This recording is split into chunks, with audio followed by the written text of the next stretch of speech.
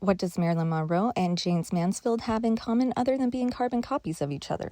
Let's discuss, but before we do, of course, this is for entertainment purposes and educational purposes only. This is Anton LaVey with one of the members of his church, Sammy Davis Jr. Sammy Davis Jr. was part of Rat Pack, which were working with the intelligence agencies and were Satanists.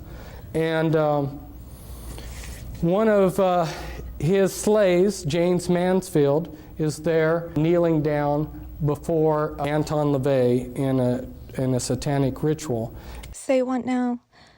If you don't know who that is Fritz Springmeier, and he did a lot of lectures for the Prophecy Club back in the 90s. And this was when things like the Illuminati weren't even uttered, weren't even whispered about, because it was so conspiratorial and taboo. So let's play 6 Degrees of Satanism and find out if Satanism is at all tied to the letter agencies and our American government. And one of the first ties we could look into is Michael Aquino, who was the head of psychological operations in the military. And here was the first presidential model sex slave that they allowed the public to see.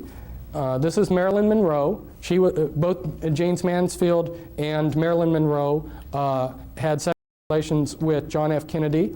Not only were Marilyn and Jayne shipping John, they were also shipping his brother, making the Kennedys Eskimo brothers. Now let's talk a little bit about the Monarch Project, or now with it being 2025 and all, and understanding the term yacht girls, this is what Marilyn and Jayne ultimately were.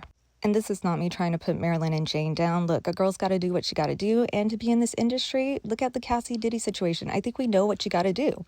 John and Bobby would find Jayne and Marilyn very useful in helping them gain favor with the Rat Pack, which in turn helped them gain favor with the public by having the Rat Pack promote JFK's presidential campaign. He's got high hopes.